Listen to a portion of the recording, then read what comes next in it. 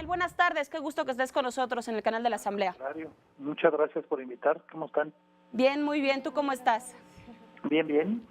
Pues para preguntarte, Daniel, tu opinión, ¿cómo estás viendo todos estos procesos ahora con las recientes publicación de las listas a pluris? ¿Qué opinas sobre todos estos movimientos?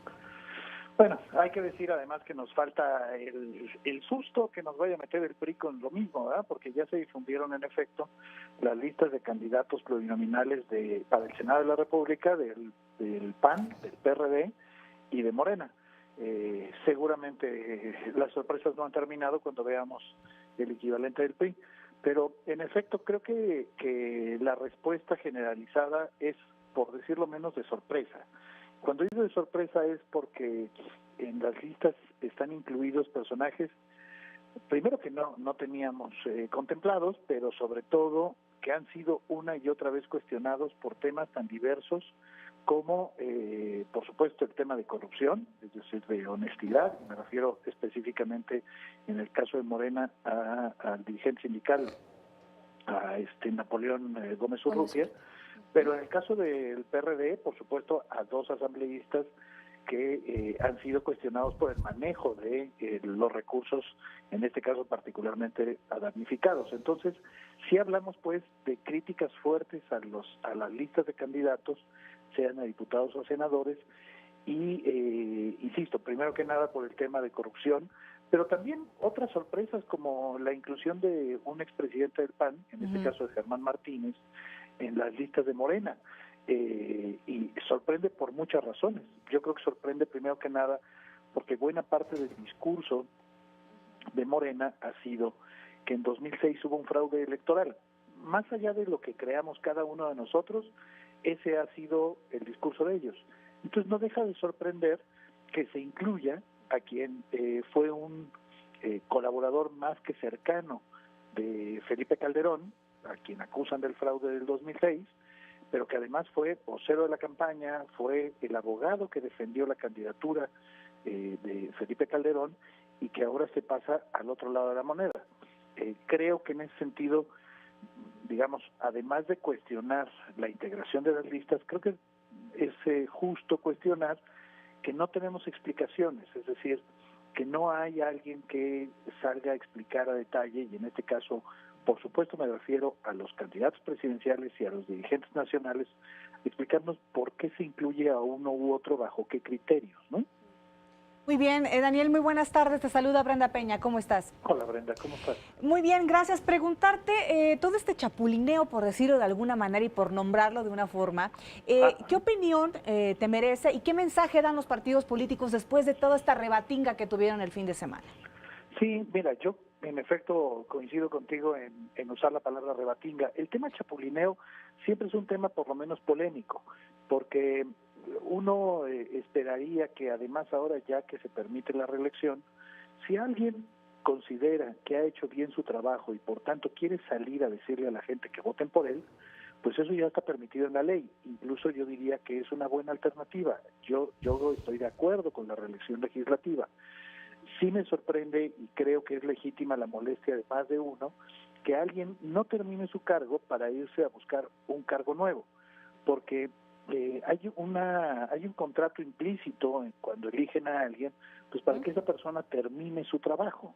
Es decir, pienso en gente además de todos niveles, colores y sabores. Pienso, por ejemplo, que más allá de la opinión que nos merezca Xóchitl Gálvez, lo cierto es que ella se había comprometido a terminar en la delegación Miguel Hidalgo. Lo mismo ocurre con el propio Miguel Ángel Mancera.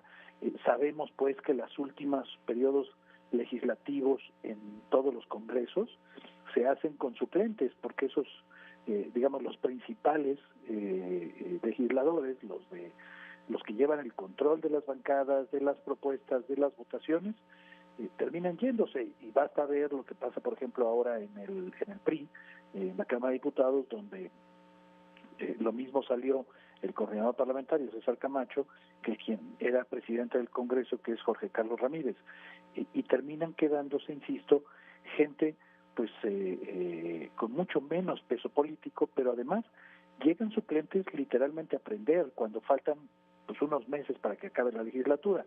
Entonces termina siendo un poco absurdo que el Congreso los diputados particularmente, pues no trabajan 3 años, sino trabajan 2 y un poquito más, porque dejan su trabajo para irse a buscar un nuevo cargo y en su lugar llegan los suplentes, ¿no? Claro. Daniel, en este sentido, preguntarte consideras que se está pues desdibujando, perdiendo la ideología de los partidos políticos. ¿Tú en tu experiencia habías visto antes pues tantos cambios y este nivel de cambios de camiseta?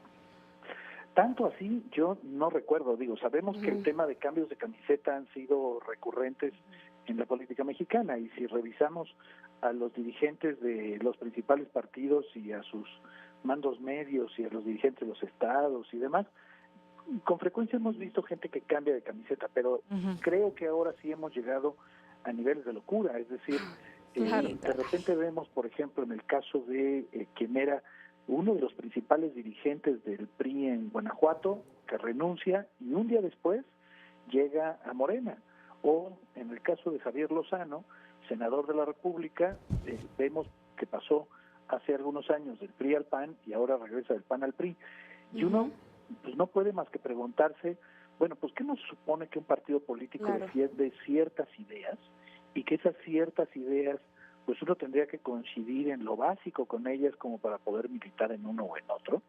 ¿Dónde queda eso?